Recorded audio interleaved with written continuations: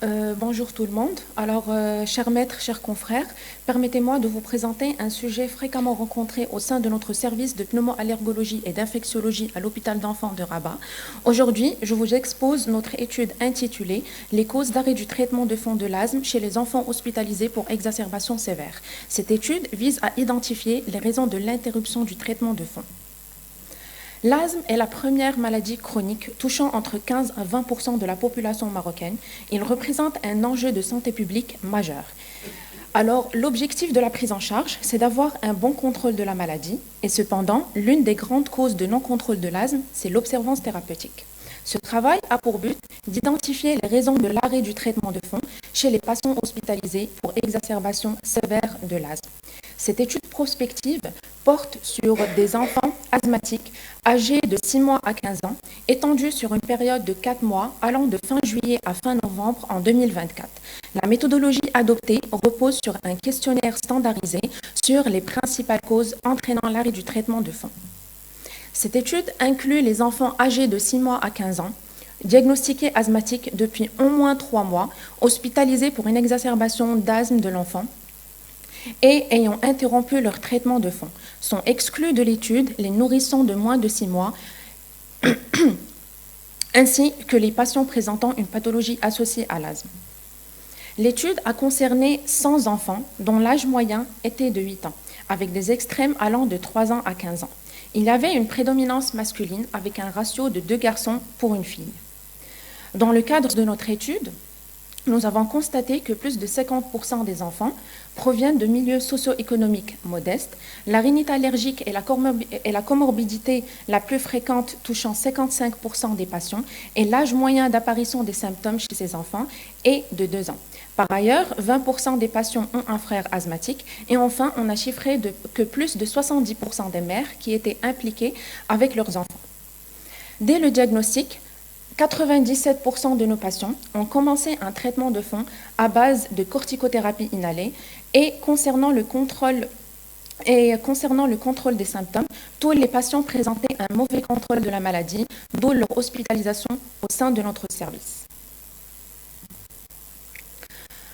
On constate que plus que la moitié ont arrêté le traitement de fond de l'asthme, avec un pourcentage de 70% dans les 6 mois suivant son initiation, car les parents ont constaté une amélioration initiale de l'état de leur enfant. Les autres causes seront expliquées dans la diapositive suivante. Donc, pour les autres raisons expliquant l'observance insuffisante du traitement, selon les parents, sont variées. Parmi elles, 18% des parents estiment que le médecin n'a pas suffisamment expliqué l'intérêt et la durée du traitement. Ensuite, 16% craignent les effets secondaires, tandis que 13% rencontrent des difficultés dues au coût élevé du traitement. En outre, 11% ne comprennent pas pleinement l'importance du traitement et 9% ne réalisent pas que la maladie est chronique. D'autres facteurs incluent le refus des enfants d'utiliser la chambre d'inhalation ainsi que l'arrêt du traitement par oubli chez 7% des enfants. De plus, 7% aussi des parents ne maîtrisent pas bien le concept du traitement de fond. Par ailleurs, 5% des arrêts des traitements sont liés à des événements familiaux tels qu'un divorce ou un déménagement et 5% des enfants ont cessé leur traitement à la même période l'année précédente et enfin, 2% des patients ont oublié d'administrer le traitement à leur enfant. Alors, les difficultés à acquérir des connaissances peuvent résulter d'explications erronées. Parmi celles-ci, on trouve la confusion entre les symptômes de l'allergie et ceux de l'asthme, ainsi que la fausse idée que l'asthme n'est pas une maladie chronique et qu'il disparaît à la puberté. De plus, les phobies liées à la maladie, telles que l'asthmatophobie, la spréophobie et la corticophobie.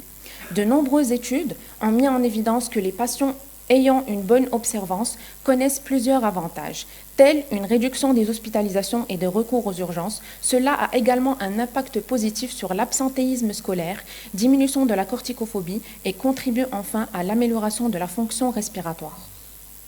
En guise de conclusion, l'arrêt du traitement de fond de l'asthme est une cause majeure d'hospitalisation, d'où l'importance de sensibiliser les parents et d'une bonne éducation thérapeutique du patient. Merci pour votre attention.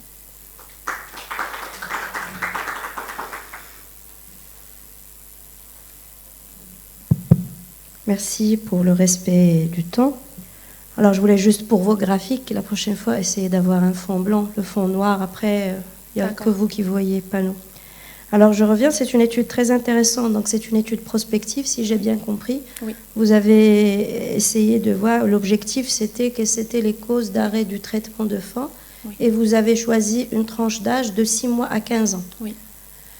Moi, j'aurais aimé qu'il y ait plutôt un groupe, parce qu'on ne peut pas traiter les nourrissons comme les enfants. D'ailleurs, c'est comme pour les GINA. Vous voyez qu'on parle, le nourrisson est à part, l'avant 6 ans, Bordeaux, oui. Et après 6 ans. Et puis, vous dites que vous avez choisi, c'était une étude prospective, donc tous ceux qui étaient admis pour une crise d'asthme sévère. Et comme critère de recrutement, c'était des enfants qui étaient diagnostiqués depuis au moins 3 mois. Oui. Ça veut dire que pour les nourrissons, le diagnostic d'asthme a été porté à l'âge de 3 mois. Ceux qui avaient fait au moins deux bronchiolites auparavant. Donc la troisième, il y en a qui avaient à 3 mois qui a été diagnostiqués pour des asthmes du nourrisson. Oui.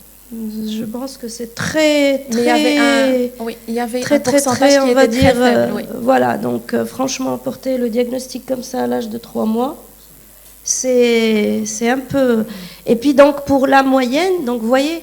La moyenne, donc, plutôt, c'est des médianes, parce que vous avez un écart entre 6 mois et 15 ans qui est énorme. Oui. Et le traitement est différent. Donc, vous voyez, le traitement de fond, parce que même quand vous parlez des facteurs, alors, ces tout petits-là, c'est pas l'arrêt. Ils sont plus dépendants de leur entourage. De leurs parents, oui. Donc, voilà, beaucoup plus. Merci beaucoup.